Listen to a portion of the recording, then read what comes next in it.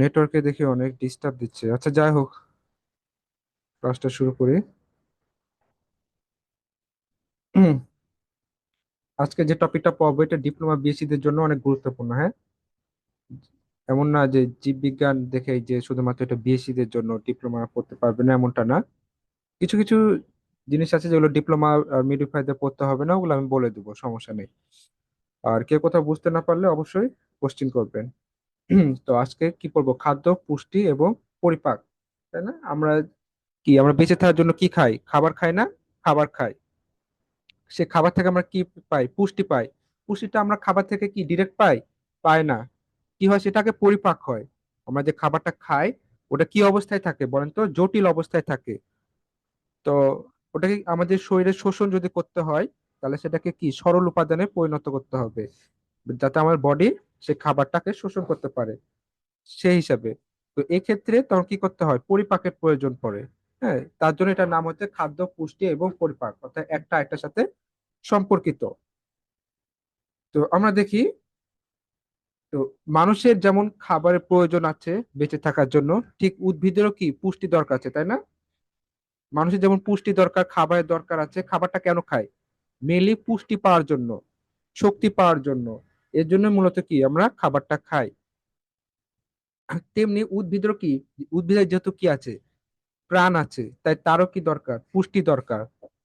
তো এখন উদ্ভিদের সেই পুষ্টি সম্পর্কে আমরা পড়বো, যে কোন কোন পুষ্টি উপাদান উদ্ভিদের প্রয়োজন।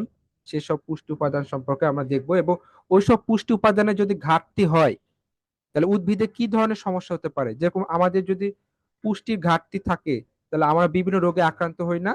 ঠিক তেমনি উদ্ভিদও কি, তাদের যদি পুষ্টির অভাব হয়, তাহলে তাদেরও কি বিভিন্ন রোগে আক্রান্ত হয়, বিভিন্ন প্রবলেম হয়। তো উদ্ভিদে দেখুন, উদ্ভিদের প্রায় 60টি কি, আচ্ছা একটু আমি পেনটা মার্ক করে নিই। হ্যাঁ, উদ্ভিদের প্রায় কি 60টি অজৈব উপাদান শনাক্ত করা হয়েছে। তবে এই 60টি উপাদানের মধ্যে 16টি উপাদান উদ্ভিদের স্বাভাবিক বৃদ্ধির জন্য প্রয়োজন, আর 16টি পুষ্টি উপাদানকে অত্যাবশ্যকীয় উপাদান বলা হয়। তার মানে এখানে এই 16টা যে পুষ্টি উপাদান আছে, এটা হচ্ছে মেইন। এই 16টা পুষ্টি উপাদান হচ্ছে লাগবেই, ওটা উদ্ভিদের প্রয়োজন। আমাদের যেমন 20টা 20টা হচ্ছে অ্যামাইনো অ্যাসিডের মধ্যে 8টা কিন্তু প্রয়োজনীয় অ্যামাইনো অ্যাসিড, এটা হচ্ছে লাগবে। ঠিক তেমনি উদ্ভিদের কি এই 16টা পুষ্টি উপাদান অবশ্যই প্রয়োজন।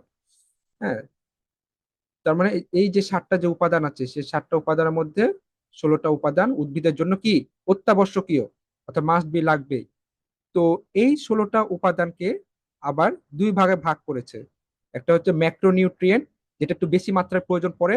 একটা হচ্ছে মাইক্রোনিউট্রিয়েন্ট, যেটা উদ্ভিদের কম হলেও সমস্যা নেই। তো ম্যাক্রো ম্যাক্রো নামটা শুনে বুঝতে পারছি বড় কিছু বোঝাচ্ছে। আর মাইক্রো মাইক্রো যেমন এভাবে মনে রাখতে পারেন যে মাইক্রো বাস, ছোট। হ্যাঁ, এভাবে করে মনে রাখতে পারেন। তো ম্যাক্রোনিউট্রিয়েন্ট কোনগুলো? কোনগুলোকে বলবো ম্যাক্রোনিউট্রিয়েন্ট? যেগুলো উদ্ভিদে বেশি পরিমাণে দরকার পড়ে স্বাভাবিক বৃদ্ধির জন্য। হ্যাঁ, উদ্ভিদের স্বাভাবিক বৃদ্ধির জন্য বেশি দরকার, যে উপাদানটা বেশি দরকার সেটা হচ্ছে ম্যাক্রো। ঠিক আছে? তো এই 16টার মধ্যে 10টা হচ্ছে কি জি। ম্যাক্রো উপাদান, আর বাকি যে 6টা উপাদান সেটা হচ্ছে কি মাইক্রো। তার মানে উদ্ভিদে যে 7টা উপাদান রয়েছে, পুষ্টি উপাদান, তার মধ্যে 16টা হচ্ছে অত্যাবশ্যকীয়, অর্থাৎ উদ্ভিদের লাগবে। এই 16টাকে আবার কি করেছে? দুই ভাগে ভাগ করেছে। 10টাকে রেখেছে ম্যাক্রোনিউট্রিয়েন্ট, যেগুলো উদ্ভিদের বৃদ্ধির জন্য বেশি পরিমাণে দরকার পড়ে।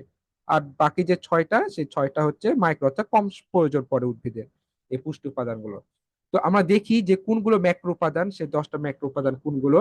Nitrogen, potassium, phosphorus, calcium, magnesium, carbon, hydrogen, oxygen, sulphur এবং লৌহ। এগুলো হলো ম্যাক্রো উপাদান। এগুলো কিন্তু মুখস্থ করতে হবে, ঠিক আছে? যে যেভাবে পারেন মুখস্থ করবেন, ছন্দ করে হোক বা বিভিন্ন ভাবে, যে যেভাবে সুবিধা হয় সেভাবে করে এই 10টা উপাদান মুখস্থ রাখবেন।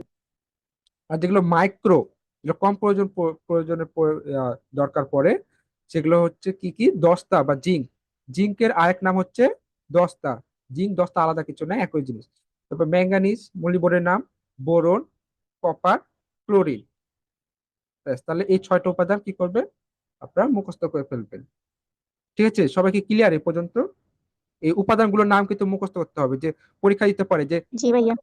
কার্বন এটা কি ম্যাক্রো উপাদান নাকি মাইক্রো উপাদান, এরকম টাইপের কোশ্চেন করলো। হ্যাঁ, এরকম। ওকে, তার জন্য মাইক্রো উপাদান কোনগুলো আর ম্যাক্রো উপাদান কোনগুলো এটা মুখস্থ করে ফেলতে হবে। কিংবা এরকম করতে পারেন আপনারা, সেটা হচ্ছে মাইক্রো উপাদান শুধু মুখস্থ করবেন। আমি যেটা করতাম, যে শুধু মাইক্রো উপাদানটা মুখস্থ করতাম, ম্যাক্রোটা করতাম না। তাহলে কি হলো, অপশনে যদি এই মাইক্রো উপাদানের বাইরে যদি অন্য কোনো অপশন আসে, তা তো সেটা তো বুঝতে পারছি সেটা কি উপাদান, ম্যাক্রো উপাদান হবে, তাই না? তো কেউ যদি এই 16টার নাম মুখস্থ রাখতে না পারেন, মাইক্রো উপাদানটা, এই 6টা মাইক্রো উপাদানটা মুখস্থ রাখবেন।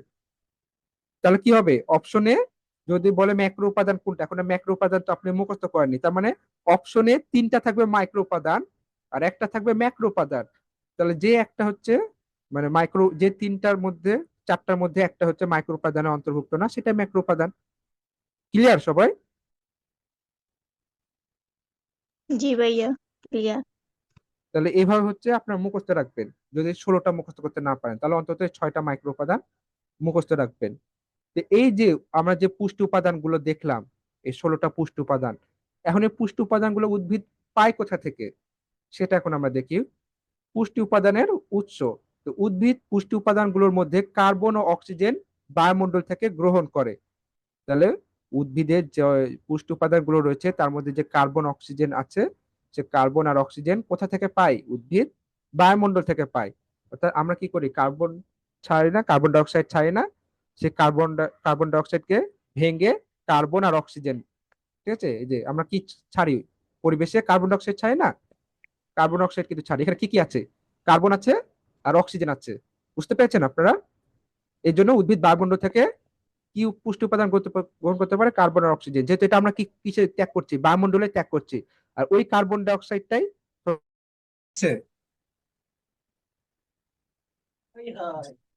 স্ক্রিন কি দেখা যায়? জি ভাইয়া, দেখা যায়। জি ভাইয়া, দেখা যায়। তো এবার আসি আমরা নাইট্রোজেন। তো উদ্ভিদের যে পুষ্টি উপাদানে গুরুত্বপূর্ণ ভূমিকা রাখে যেসব, তাদের খাদ্য পুষ্টি এবং ঘাটতির ফলে পরিপাক। কি হয়, মিউট করেন সবাই। তাদের ঘাটতির ফলে কি হয় সে সম্পর্কে আমরা একটু দেখবো, হ্যাঁ। তো দেখি আমরা নাইট্রোজেন। নাইট্রোজেন কিসের, উদ্ভিদের স্বাভাবিক দৈহিক বৃদ্ধিতে গুরুত্বপূর্ণ ভূমিকা পালন করে।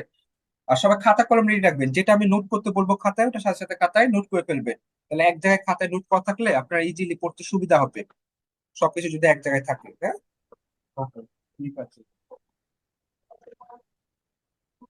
তো নাইট্রোজেন অভাব হলে ক্লোরোফিল সৃষ্টি ব্যাহত হয়, এই যে এটা হচ্ছে মেইন, এই যে ক্লোরোফিল সৃষ্টি ব্যাহত হয়, নাইট্রোজেন অভাব ঘটে। তো ক্লোরোফিল সৃষ্টিতে যদি ব্যাঘাত ঘটে, তাহলে কি খাদ্য প্রস্তুত করতে পারবে উদ্ভিদ? উদ্ভিদ কিন্তু খাদ্য প্রস্তুত করতে পারবে না। কেন? কারণ হচ্ছে উদ্ভিদ সালোক সংশ্লেষণ প্রক্রিয়ায় খাবার তৈরি করে এটার মাধ্যমে ক্লোরোফিলের সহায়তায়। ক্লোরোফিল না থাকলে সালোক সংশ্লেষণ হবে না। সালোক সংশ্লেষণ না হলে কি, উদ্ভিদ খাবার তৈরি করতে পারবে না। তার আলটিমেটলি যদি নাইট্রোজেনের অভাব ঘটে, তাহলে কি হবে, ক্লোরোফিল সৃষ্টি হবে না। ক্লোরোফিল সৃষ্টি না হলে সালোক সংশ্লেষণ হবে না। সালোক সংশ্লেষণ না হলে খাবার প্রস্তুত হবে না। তাহলে এখান থেকে মেইন ইম্পর্টেন্ট হচ্ছে কি, নাইট্রোজেন অভাব হলে ক্লোরোফিল সৃষ্টি ব্যাহত হয়। এটা হচ্ছে এখান থেকে মেইন, এটা খাতায় সবাই নোট করে রাখে। এরপর আসি আমরা ম্যাগনেসিয়াম। ম্যাগনেসিয়াম কি করে, ম্যাগনেসিয়ামও ক্লোরোফিলের জন্য গুরুত্বপূর্ণ ভূমিকা পালন করে। ক্লোরোফিল আর শোষণ প্রক্রিয়ায় সাহায্য করে। এর অভাব হলে কি হয়, ক্লোরোফিল অণু সৃষ্টি এবং শ্বাসের প্রক্রিয়া খাদ্য প্রস্তুত ব্যাহত হবে। শোষণ প্রক্রিয়া, অর্থাৎ উদ্ভিদ যে কি করছে, কার্বন ডাই অক্সাইডটা নিচ্ছে আর অক্সিজেন ত্যাগ করছে, এই শোষণ প্রক্রিয়াটাকে কন্টিনিউ রাখতে সাহায্য করে। ঠিক আছে? তার মানে এই শোষণ প্রক্রিয়া, উদ্ভিদ আলটিমেটলি সার সংশ্লেষণটা হয় কিভাবে, সূর্যের আলো প্রয়োজন পড়ে, তারপরে শোষণের প্রয়োজন পড়ে, অর্থাৎ কার্বন ডাই অক্সাইডের প্রয়োজন পড়ে, হ্যাঁ, পানির প্রয়োজন পড়ে। এসব কিছু হচ্ছে সমন্বয়ে কি হয়, সার সংশ্লেষণ প্রক্রিয়ায় খাবারটা তৈরি করে, হ্যাঁ।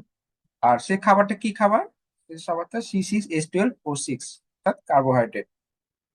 ওকে, কার্বোহাইড্রেটকে যদি আমরা ভাঙি তাহলে কি পাবো বলেন তো? এটা কিন্তু অনেক গুরুত্বপূর্ণ। উদ্ভিদ যে কার্বোহাইড্রেট মানে শর্করা তৈরি করলো, এটা যে আমাদের বডিতে যে ভাঙবে, তাই না? তো ভেঙে কোন পুষ্টি উপাদানে পরিণত হবে, কি পাবো আমরা ওখান থেকে, শর্করা ভাঙলে কি বলতে পারবেন? গ্লুকোজ, ফ্রুক্টোজ, এগুলো পাবো। বুঝতে পেরেছেন সবাই? আর যদি আমরা আমিষকে যদি ভাঙি, যদি আমিষ বা প্রোটিনকে যদি ভাঙা হয়, তাহলে আমরা কি পাবো বলেন তো? আমরা আমরা যদি প্রোটিন জাতীয় খাবার খাই বা আমিষ নিই, তখন সেটা আমাদের বডিতে যখন বিপাক হবে, বিপাক হওয়ার পর কিসে পরিণত হবে? Amino acid. হ্যাঁ, এই তো গুড, অ্যামিনো অ্যাসিড। এগুলো পারতে হবে। কি ব্যাপার, সবাই এরকম অবস্থা কেন? অ্যামিনো অ্যাসিড, এই তো। তাহলে এই বিষয়গুলো কিন্তু অনেক গুরুত্বপূর্ণ। তাহলে আলটিমেটলি ম্যাগনেসিয়াম ক্লোরোফিল অনুসৃষ্টি আর শ্বাস প্রক্রিয়া খাদ্য প্রস্তুত করতে সাহায্য করে। আর এটা যদি অভাব হয় তাহলে ক্লোরোফিলও তৈরি হবে না, শ্বাস হবে না, খাবার তৈরি হবে না। এরপর সে পটাশিয়াম। পটাশিয়াম কি করে? পত্ররন্ধ্র খোলা বন্ধ হওয়ার ক্ষেত্রে পটাশিয়াম গুরুত্বপূর্ণ, অপরিসীম। অর্থাৎ পাতার যে ছিদ্র থাকে, ছোট ছোট সূক্ষ্ম সূক্ষ্ম ছিদ্র থাকে, সেই ছিদ্রকে খোলা বা বন্ধ রাখায় এই বিষয়টা নিয়ন্ত্রণ করে কে? পটাশিয়াম। নাহলে কি হবে? প্রসেদন, যে উদ্ভিদে যে প্রসেদন হয়, মূলত এই পত্ররন্ধ্র বন্ধ হওয়া বা খোলার উপর ডিপেন্ড করে। কারণ এখানে যদি ব্যাঘাত ঘটে তাহলে প্রসেদনও কি প্রবলেম হবে। কোষ বিভাজনের মাধ্যমে উদ্ভিদের বৃদ্ধি নিয়ন্ত্রণ করে কি? পটাশিয়াম। তার মানে উদ্ভিদ পটাশিয়াম কি করে? পটাশিয়াম তো পত্ররন্ধ্র খোলা বন্ধ নিয়ন্ত্রণ করে, পাশাপাশি কোষে যে বিভাজন হয়, উদ্ভিদ বৃদ্ধি হয় মানে কি? কোষের বিভাজন হবে। আমরা যেরকম কি, আমরা ছোটকালে আমরা ছোট ছিলাম, তারপর ধীরে ধীরে ধীরে ধীরে এখন এ পর্যায়ে এসেছি, তাই না? এটা কেন হয়েছে? কোষ বিভাজনের ফলে। কোষ বিভাজন হতে হতে আমাদের দেহটা এত বড় হয়েছে। ঠিক উদ্ভিদও কি একটা সময় ছোট থাকে, যে ধীরে ধীরে ধীরে কোষ বিভাজনের মাধ্যমে কি হয়? বৃদ্ধি। তো এই যে এই বৃদ্ধিটা নিয়ন্ত্রণ করে কে? পটাশিয়াম। অতিরিক্ত, যেমন আমাদের বডিতে যদি অতিরিক্ত কোষ বিভাজন হয় তাহলে কি হবে? ক্যান্সার হবে, তাই না? বিভিন্ন প্রবলেম তৈরি হবে। ঠিক আছে, অনেকে আবার দেখা যাচ্ছে অনেক লম্বা হয়ে যায়। এর ফলে কি হয়? অনেক সময় কি মারাও যায়, কারণ এতে এন্ডোক্রাইন গ্ল্যান্ডের বিভিন্ন কি প্রবলেম তৈরি হয়। তো এই বিষয়গুলো রয়েছে। ঠিক উদ্ভিদেরও পটাশিয়ামের বৃদ্ধি নিয়ন্ত্রণ, উদ্ভিদেরও কি বৃদ্ধি নিয়ন্ত্রণ করে কে? পটাশিয়াম। তারপরে এছাড়া মূল ফুল ফল উৎপাদন ও বর্ধনে সাহায্য করে। তাহলে পটাশিয়াম এখানে কি লিখবেন খাতায়? পত্ররন্ধ্র খোলা বন্ধ নিয়ন্ত্রণ করে, আর কোষ বিভাজনের মাধ্যমে উদ্ভিদের বৃদ্ধিটাকে নিয়ন্ত্রণ করে। এই দুইটা হচ্ছে মেইন ইম্পর্টেন্ট পটাশিয়ামের কাজ। পত্ররন্ধ্র খোলা বন্ধ করা, আর হচ্ছে উদ্ভিদের বৃদ্ধি নিয়ন্ত্রণ করা। এই দুটা সবাই খাতায় লিখে নেন, এই দুটা কিন্তু অনেক গুরুত্বপূর্ণ।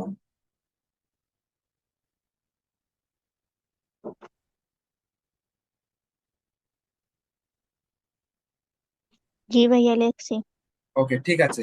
ফসফরাসের কাজ দেখি। ফসফরাসের কাজ জীবকোষের ডিএনএ, আরএনএ, এটিপি প্রভৃতির গাঠনিক উপাদানে সাহায্য করে।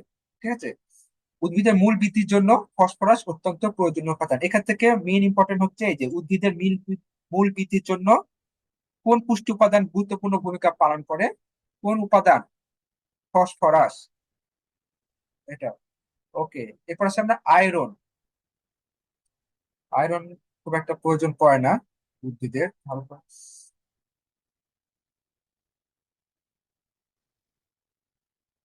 হ্যাঁ, ম্যাঙ্গানিজ দেখি। ক্লোরোপ্লাস্ট গঠন ও সংরক্ষণের জন্য ম্যাঙ্গানিজ খুবই প্রয়োজন। হ্যাঁ, ক্লোরোপ্লাস্ট। ক্লোরোপ্লাস্টের কারণে কি হয় বলেন তো? উদ্ভিদের রং কি হয়? কি বলতে পারবেন? সবুজ বা রঙিন হয়। হ্যাঁ, সবুজ। সবুজ বলবেন। রঙিন হলে তো এটা ক্রোমোপ্লাস্টে চলে গেল। বুঝতে পেরেছেন? জি, ক্লোরোপ্লাস্ট রঙিন। জি। হ্যাঁ, ক্রোমোপ্লাস্ট হচ্ছে রঙিন, বিভিন্ন রঙের হয়। আর ক্লোরোপ্লাস্ট হচ্ছে সবুজ রং। আর লিউকোপ্লাস্ট। লিউকোপ্লাস্ট, এখানে কোনো রং থাকবে না। লিউকো নামটা শুনলেই বুঝতে পারবেন এখানে কোনো রং থাকবে না। বুঝতে পেরেছেন জি সবাই? ভাইয়া। হ্যাঁ, এটা সবসময় মনে রাখবেন, যেখানে লিউকো দেখতে পাবেন তার মানে ওখানে কোনো কি থাকবে না? রং থাকবে না। যেমন হচ্ছে শ্বেত রক্তকণিকার আরেক নাম কি বলেন তো? শ্বেত রক্তকণিকার আরেকটা নাম কি? White blood cell. White blood cell. আরেকটা নাম আছে, মনে করেন। লিউকোসাইট। হ্যাঁ, লিউকোসাইট। লিউকোসাইট। হ্যাঁ, তাহলে এই যে এখানে লিউকো সাইট মানে কি? কোষ। সাইট মানে কোষ। এই যে লিউকো, লিউকো কেন নামটা দেওয়া? কোষ। শ্বেত রক্তকণিকা কিন্তু কোনো কি রং নেই। আর ওখানে কি নাই? কোন রঞ্জক পদার্থটা নাই বলেন তো? হিমোগ্লোবিন। এই যে আমাদের রক্তের রং যে লাল হয়, এটা কিসের কারণে হয়? হিমোগ্লোবিনের কারণে। এই হিমোগ্লোবিনটা কোথায় থাকে? লোহিত রক্তকণিকায়। হ্যাঁ? লোহিত রক্তকণিকা। ওকে, এই বিষয়গুলো কিন্তু ক্লোরোপ্লাস্ট, ক্রোমোপ্লাস্ট, লিউকোপ্লাস্ট সবকিছু সম্পর্কে ধারণা থাকতে হবে। এবার আসে আমরা কপারে। টমেটো, সূর্যমুখী উদ্ভিদের স্বাভাবিক বৃদ্ধির জন্য কপার বা তামার প্রয়োজন। কপার আরেক নাম কি? তামা। কপার আরেক নাম হচ্ছে তামা। তাহলে টমেটো, সূর্যমুখী এসব উদ্ভিদের স্বাভাবিক বৃদ্ধির জন্য কপার লাগবে। এই পুষ্টি উপাদানটা। বোরন কি করে দেখি, এই পুষ্টি উপাদানটা উদ্ভিদের সক্রিয়ভাবে বর্ধনশীল অঞ্চলের জন্য বোরন প্রয়োজন। যেমন চিনি পরিবহনে বোরন পরোক্ষ প্রভাব বিস্তার করে। উদ্ভিদ কি, চিনি বলতে এখানে এখানে কিন্তু গ্লুকোজকে বোঝাচ্ছে। হ্যাঁ, চিনি বলতে বাজারে যে চিনি কিনি ওটা নয়। এরপর আসে আমরা মোলিবডেনাম। অণুজীব দিয়ে বায়বীয় নাইট্রোজেন সংবন্ধনের জন্য মোলিবডেনাম আবশ্যক। অর্থাৎ বায়বীয় নাইট্রোজেন, অর্থাৎ গুটি গুটি বায়বীয় নাইট্রোজেন গুটি গুটি আকারে সেখানে নাইট্রোজেন জমা করে রাখে অণুজীব। হ্যাঁ, মাটির নিচে শিকড়ে গুটি গুটি, হ্যাঁ, গুটি গুটি দানার মতো থাকে, ওর মধ্যে নাইট্রোজেনটা জমা করে রাখে। কারা? অণুজীব, অর্থাৎ যেগুলো আমরা খাই চোখে দেখতে পাই না, সেই সব জীবগুলোকে অণুজীব বলা হয়। তো মোলিবডেনাম এটা কিন্তু ভেরি ভেরি ইম্পর্টেন্ট, মোলিবডেনামের কাজ। হ্যাঁ, নাইট্রোজেন সংবন্ধনে গুরুত্বপূর্ণ ভূমিকা পালন করে, নাইট্রোজেন জমা করে রাখে। এরপর আসে আমরা ক্লোরিন। সুগার বিট এর মূল এবং কাণ্ডের বৃদ্ধির জন্য ক্লোরিন প্রয়োজন। এই তো, তাহলে আমরা এতক্ষণ কি দেখলাম, যে উদ্ভিদের কিসের জন্য মানে পুষ্টি উপাদানগুলোর কাজ, তাদের কেন গুরুত্বপূর্ণ সে সম্পর্কে আমরা দেখলাম। যে উদ্ভিদের যে পুষ্টি উপাদানগুলো রয়েছে, হ্যাঁ, ম্যাক্রো উপাদান, মাইক্রো উপাদান, এদের কাজ কি সেটা আমরা দেখলাম। এখন দেখব এদের যদি অভাব হয়, উদ্ভিদের যদি এসব পুষ্টি উপাদানের অভাব হয় তাহলে কি হবে সেটা এখন আমরা দেখবো। এতক্ষণ আমরা তাদের ভূমিকা দেখলাম, তাদের প্রয়োজনীয়তা কেন সেটা দেখলাম। এখন এগুলো যদি অভাব হয় তাহলে কি হবে। নাইট্রোজেনের, আমরা তো জানি যে এটা ক্লোরোফিল সৃষ্টিতে গুরুত্বপূর্ণ ভূমিকা পালন করে। আর যদি নাইট্রোজেন অভাব হয় তার মানে কি ক্লোরোফিল সৃষ্টিতে বিঘ্ন ঘটবে। এর ফলে কি হবে, পাতার সবুজ রং হালকা হতে থাকবে এবং একটা সময় হলুদ হয়ে যাবে। হ্যাঁ, এটা ভেরি ভেরি ইম্পর্টেন্ট। নাইট্রোজেন কি ক্লোরোফিল সৃষ্টিতে বিঘ্ন ঘটে, এটা যদি আগে থেকে লেখা রাখেন তাহলে লেখার দরকার নাই। এখন যেটা লিখবেন যে পাতার সবুজ রং হালকা হতে হতে এক সময় কি হয়ে যাবে, হলুদ হয়ে যাবে, আর সবুজ থাকবে না আগের মতো। ধীরে কি হয়ে যাবে, হলুদ হয়ে যাবে। কারণ কি ওখানে কি ক্লোরোপ্লাস্ট থাকবে না, আর ক্লোরোপ্লাস্ট যদি না থাকে তাহলে কি সবুজ জিনিস কি আর সবুজ থাকবে, থাকবে না। ক্লোরোফিল নাই, ক্লোরো মানে ক্লোরোপ্লাস্ট নাই, ক্লোরোপ্লাস্ট নাই মানে সবুজ রংটা ধীরে ধীরে বিলীন হয়ে যাবে, যে কি হবে, হলুদ বর্ণ ধারণ করবে।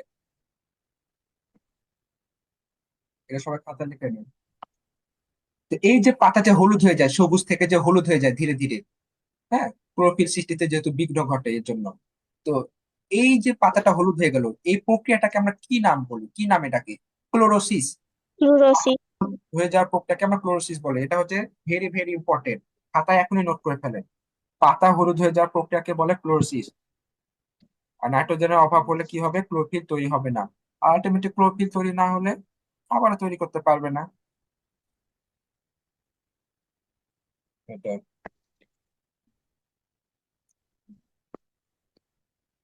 এরপর আসে আমরা ফসফরাস। ফসফরাসের যদি অভাব হয় তাহলে কি হবে, পাতা বেগুনি হয়ে যাবে, বেগুনি কালার হয়ে যাবে, আর মৃত অঞ্চল সৃষ্টি হবে। পাশাপাশি কি হবে, পাতা ফুল ফল এগুলো ঝরে যাবে গাছ থেকে, এবং একটা সময় যে কি হবে, উদ্ভিদের বৃদ্ধিটা বন্ধ হয়ে যাবে। এটা হচ্ছে ফসফরাসের অভাব হলে এই সমস্যাগুলো উদ্ভিদের হবে। এরপর আমরা দেখি পটাশিয়ামের যদি অভাব হয় তাহলে উদ্ভিদের কি কি প্রবলেম হবে। পাতার শীর্ষ এবং কিনারা হলুদ হয়ে যাবে এবং মৃত অঞ্চল সৃষ্টি হবে। আর পাতা কুঁকড়ে যাবে, এই যে এটা বেশি ইম্পর্টেন্ট, পাতা কুঁকড়ে যাবে। এটা সবাই খাতায় লিখে, পটাশিয়ামের অভাব হলে কি হবে, পাতা কুঁকড়ে যাবে। আর ফসফরাসের জায়গায় মেইনলি ইম্পর্টেন্ট হচ্ছে ফুল ফল পাতা ঝরে যায়, এটা হচ্ছে বেশি ইম্পর্টেন্ট। ফুল ফল পাতা ঝরে যায় ফসফরাসের অভাব হলে, আর পটাশিয়ামের অভাব হলে জি। পাতা কুঁকড়ে যায়। কুঁকড়ে যাওয়া, এই যে দেখুন এখানে চিত্র দেখলে বুঝবেন, কুঁকড়ে যাবে, হ্যাঁ, মানে সংকুচিত হয়ে যায় আর কি।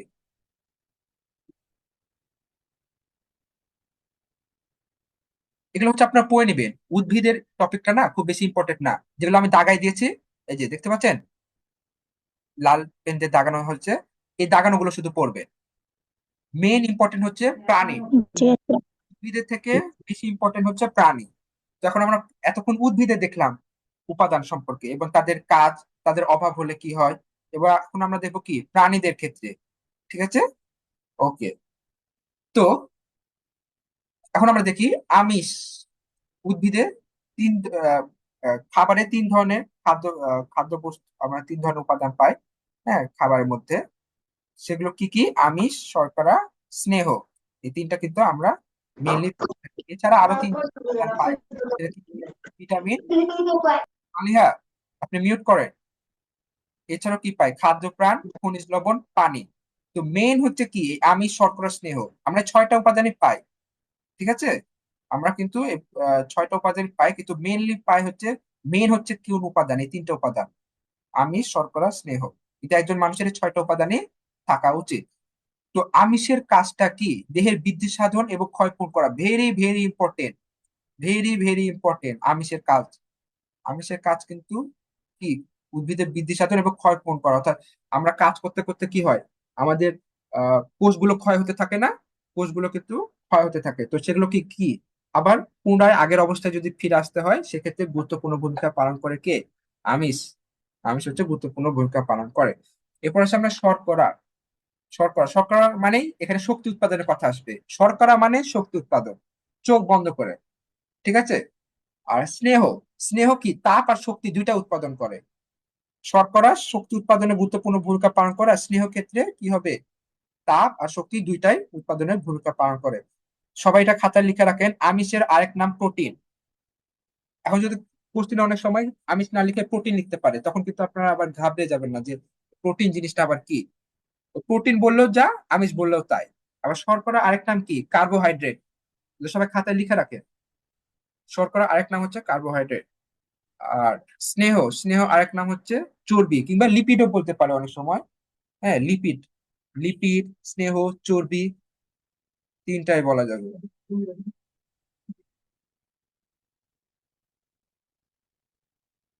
ওকে। জি এরপর ভাইয়া লেখছি। ঠিক আছে, এরপর আসে আমরা খাদ্য প্রাণ বা ভিটামিন।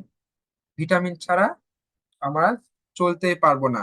তো রোগ প্রতিরোধ শক্তি বাড়ায় এবং কি করে, বিভিন্ন আমাদের বডির মধ্যে যে রাসায়নিক বিক্রিয়া হয়, সেই রাসায়নিক বিক্রিয়াতে গুরুত্বপূর্ণ ভূমিকা পালন করে। তো ভিটামিন কি কি আছে? এ বি সি ডি ই কে। এগুলো মেইনলি কিন্তু ইম্পর্টেন্ট আমাদের বডির জন্য। ঠিক আছে? তো এখন সবাই বলেন, এখানে কিন্তু এই ভিটামিন থেকে একটা গুরুত্বপূর্ণ কোশ্চিন হয়, পরীক্ষায় মাঝে মধ্যে আসে, যে কোনটা হচ্ছে পানিতে দ্রবণীয় ভিটামিন আর কোনটা পানিতে দ্রবণীয় ভিটামিন না।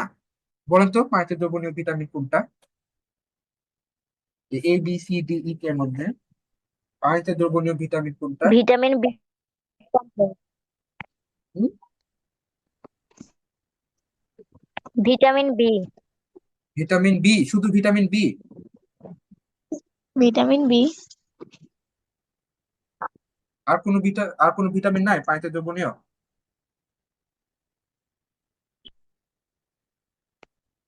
মনে করেন। Vitamin vitamin B C. সবসময় মনে রাখবেন, ভিটামিন বি সি হচ্ছে কি? পানিতে দ্রবণীয় ভিটামিন। সি। আর বাকি যে এ ডি ই কে, এগুলো পানিতে দ্রবণীয় না, এগুলো কি? স্নেহ, স্নেহতে দ্রবণীয়, অর্থাৎ চর্বিতে দ্রবণীয়। ঠিক আছে? এই ভিটামিন চারটা। তার মানে একটা যদি মনে রাখেন, বাকিটা মনে থাকবে। মনে রাখবেন, বিসি পানিতে দ্রবণীয় ভিটামিন। বাকি যে থাকলো, বাকি কি থাকলো?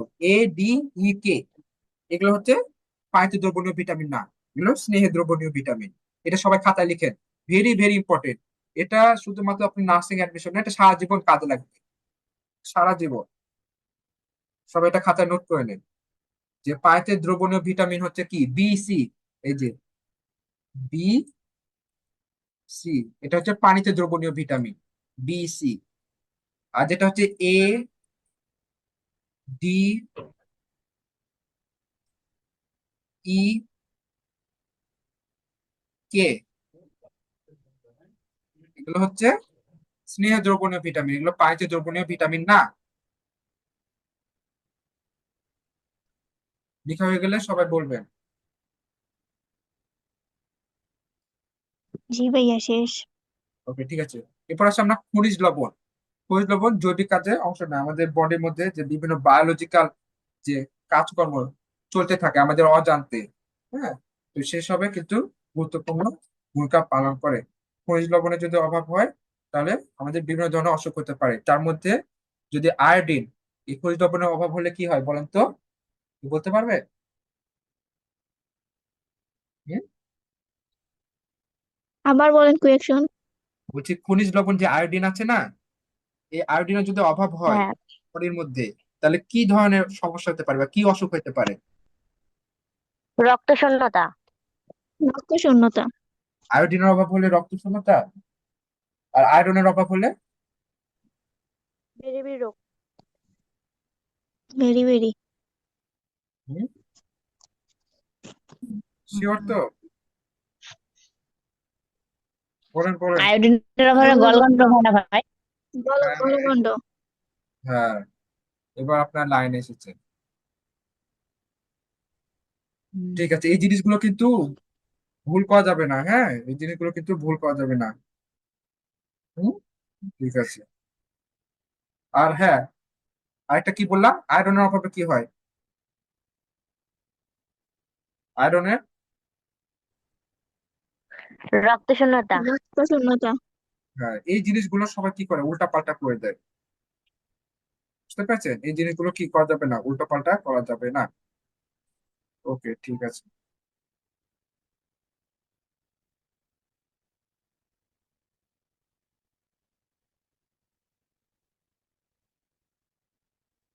এই জন্য পরীক্ষায় কিন্তু ভালোভাবে কোশ্চিনটা দেখবেন, যেখানে আয়রন বলেছে নাকি আয়োডিন বলেছে, হ্যাঁ।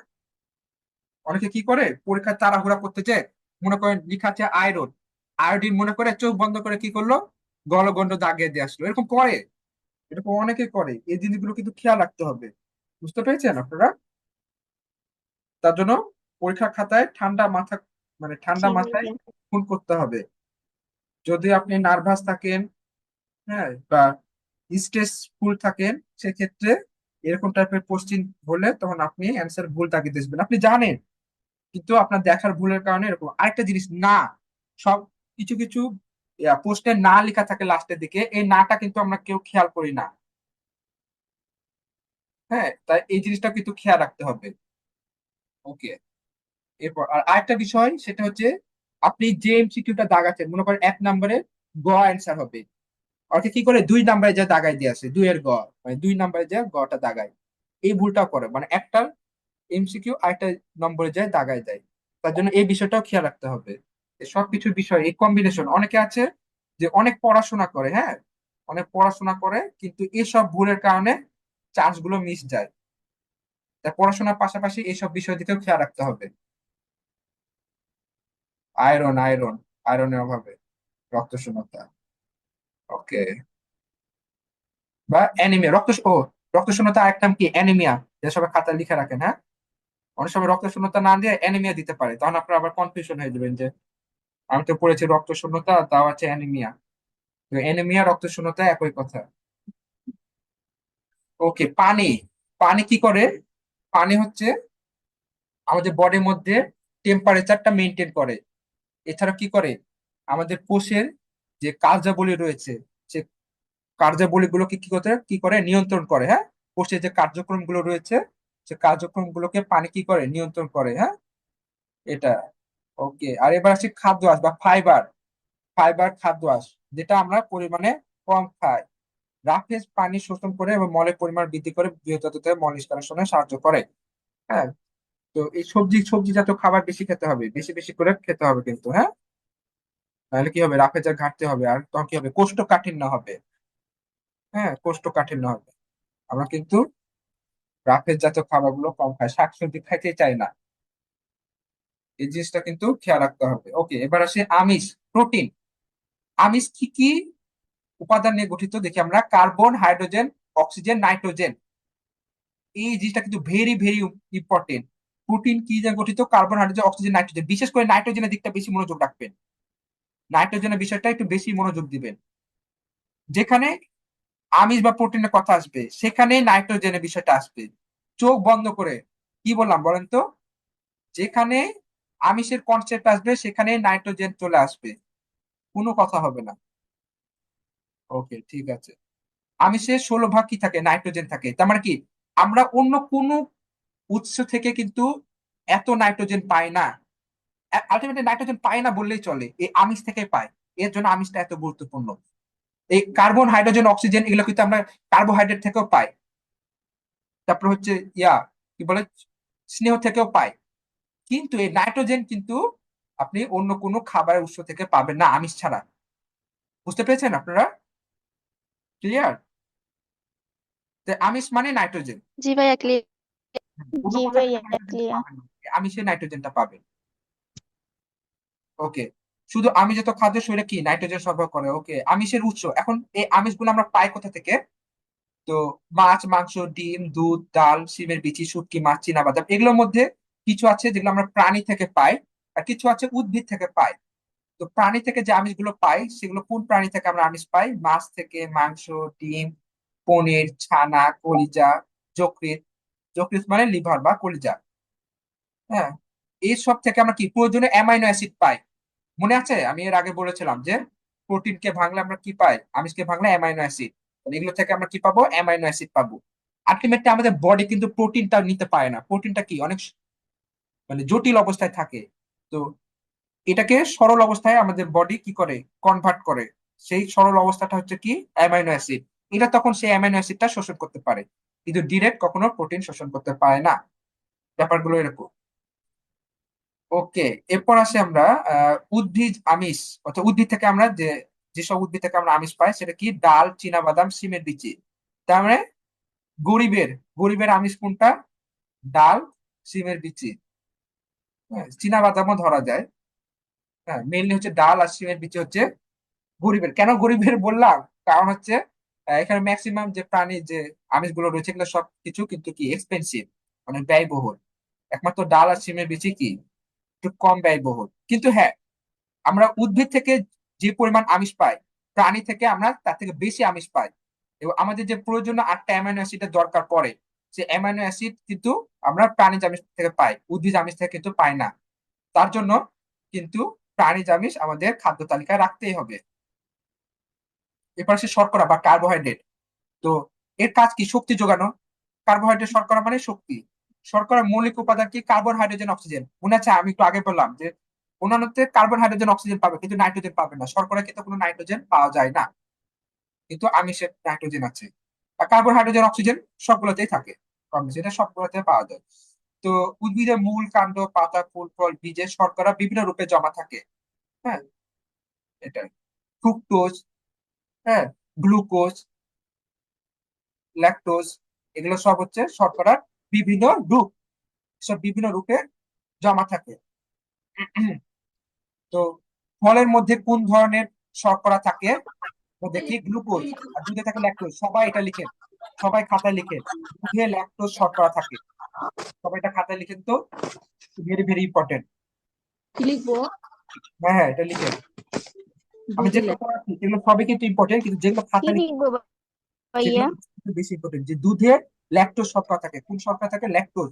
দুধে থাকে ল্যাকটোজ, এটা লিখেন।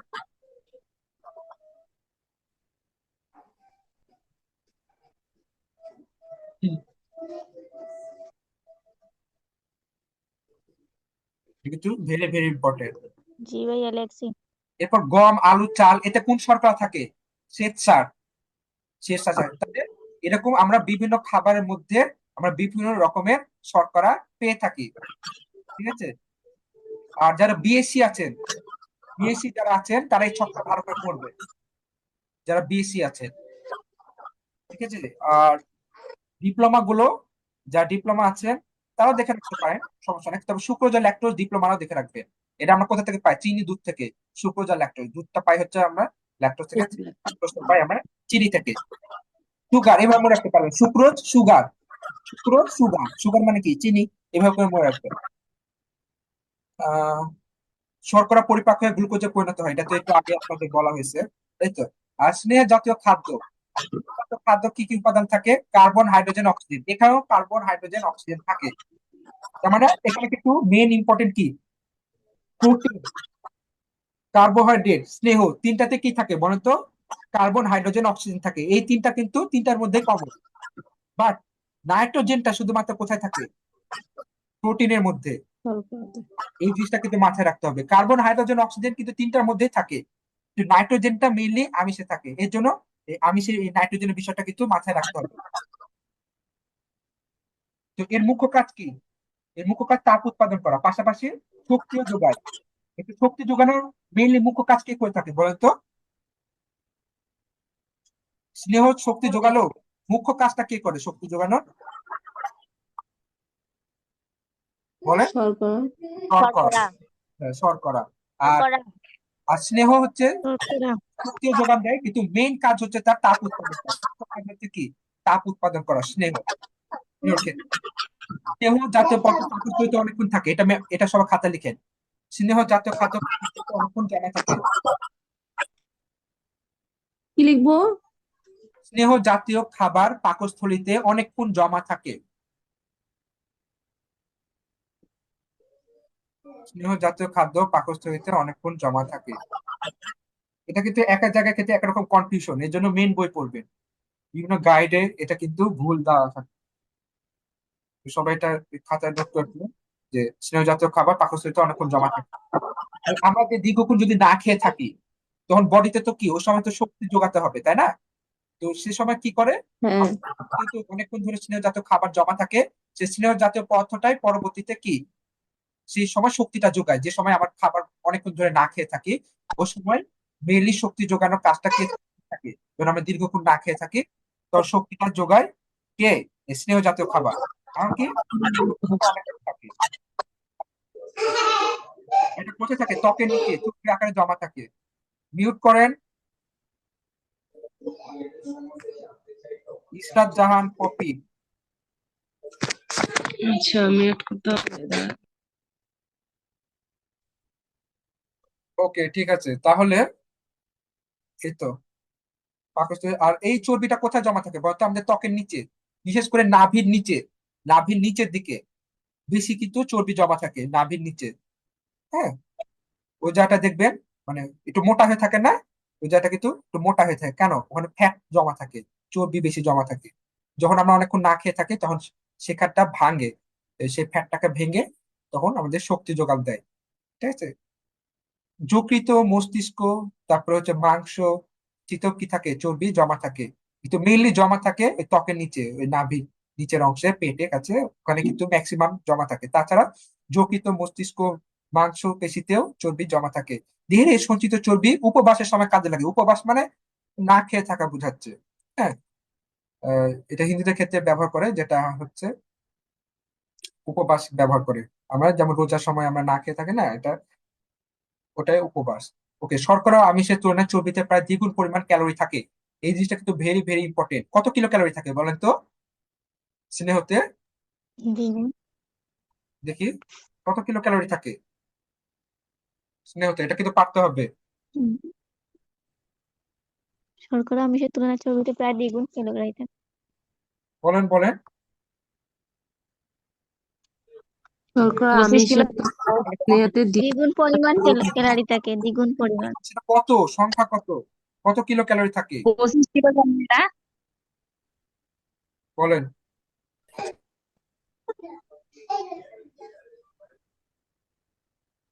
কেউ পারবেন না? High high, 9 kilo calorie. কোনো পয়েন্ট নাই? 1 গ্রাম ফ্যাটের মধ্যে কত থাকে? 9 কিলো ক্যালোরি থাকে। এবার আচ্ছা খাতায় লিখেন, খাতায় লিখেন এটা সবাই। ভাইয়া কিছু শোনা যাচ্ছে না। শোনা যায় না? ভাইয়া, বুঝিনি। মানে বলছি, বোঝাই যাচ্ছে না কি কোয়েশ্চন করছেন। আমার কথা ভয়েস শোনা যায় না? জি না ভাইয়া, এটা শোনা ক্লিয়ার যাচ্ছে না? ভাবে শোনা ক্লিয়ারের জন্য শুনতে পাবেন এর জন্য, যাচ্ছে না। কারণ আমার হচ্ছে মাইক্রোফোনের চার্জটা শেষ হয়ে গেছে। হ্যাঁ, হ্যাঁ, এর এখন জন্য। শোনা যাচ্ছে। ওকে, ঠিক আছে, হয়তো বা কারণ নেটের সমস্যার কারণে এমনটা হতে পারে। ঠিক আছে। আর এই টপিকটা অনেক বড়, আমার মনে হয় আরেকটা ক্লাস নেওয়া লাগবে। কালকে হচ্ছে আমি বাকি অংশটার উপর ক্লাস নেব। স্ক্রিন কি দেখা যাচ্ছে? জি ভাইয়া। ঠিক আছে।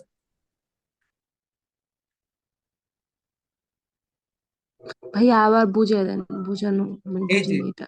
আমি যেটা বললাম, এই যে শর্করা আমিষের তুলনায় চর্বিতে প্রায় দ্বিগুণ পরিমাণ ক্যালোরি থাকে। এই ক্যালোরি কত? 1 গ্রাম, 1 গ্রাম ফ্যাটের মধ্যে বা স্নেহর মধ্যে আপনার কত কিলো ক্যালোরি শক্তি থাকে?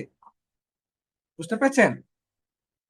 1 গ্রাম স্নেহর মধ্যে কত কিলো ক্যালোরি শক্তি থাকে? 9 কিলো ক্যালোরি। কত কিলো ক্যালোরি? 9 kilo calorie. এই ক্যালোরিটা কি? এই ক্যালোরি হচ্ছে শক্তি পরিমাপের একক। আমরা যেরকম বলি না, দৈর্ঘ্য পরিমাপের একক কি? মিটার। সময় পরিমাপের একক কি? সেকেন্ড। এইসব বিভিন্ন জিনিস পরিমাপের ক্ষেত্রে আমরা এই এককগুলো ব্যবহার করি। ঠিক তেমনি আমরা কোন খাবারে কতটুকু শক্তি আছে এটা পরিমাপ করার ক্ষেত্রে আমরা প্রতি গ্রামে কত কিলো ক্যালোরি আছে সেটা আমরা হিসাব করি। এই কিলো ক্যালোরিটাই হচ্ছে খাবারের শক্তি পরিমাপের একক। প্রাণীদের যে শক্তিটা যোগান দেয় 9 কিলো ক্যালোরি, এই খাবার, স্নেহজাত খাবার। বুঝতে পারছেন? এটা হচ্ছে সেই শক্তির একক। শক্তি মাপার এককই হচ্ছে কিলো ক্যালোরি। তো কত থাকে স্নেহের মধ্যে? 9 কিলো ক্যালোরি শক্তি থাকে 1 গ্রাম, 1 গ্রাম স্নেহের মধ্যে। এটা সবাই খাতায় লিখেন। এখনো এখনো কি ক্লিয়ার না? ক্লিয়ার কি? জি জি ভাইয়া ভাইয়া। এখন ক্লিয়ার। ওকে, ঠিক আছে। লিখা হলে বলবেন।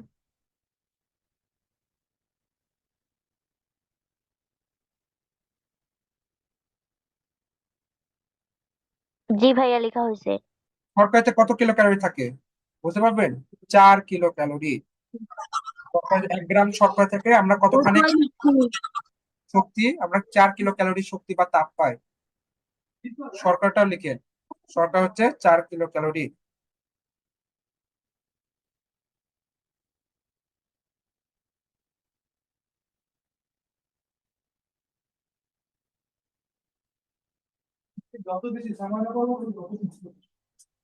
হুম, বুঝছে লেখা? আর প্রোটিনও জি কিন্তু সেম। হয়েছে। জি ভাইয়া। প্রোটিনও ওই 4ই পাওয়া যায়। প্রোটিনও সেম। জি প্রোটিন ভাইয়া। 4 কিলো ক্যালোরি শক্তি পাই আমরা। এটা আর কিলো ক্যালোরি কিসের একক বলেন তো? ক্যালোরিটা কিসের